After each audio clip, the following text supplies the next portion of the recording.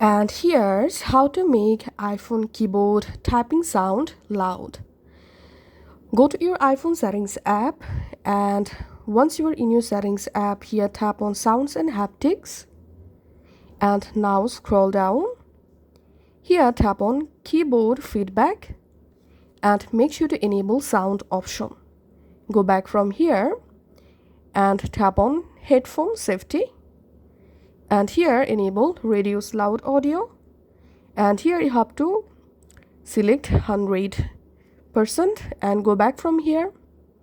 And now to make your keyboard sound loud, you have to increase these ringtone and alert sounds. Now just disable your silent mode, and now open your keypad, and now you notice your keypad sound successfully increased. Thanks for watching.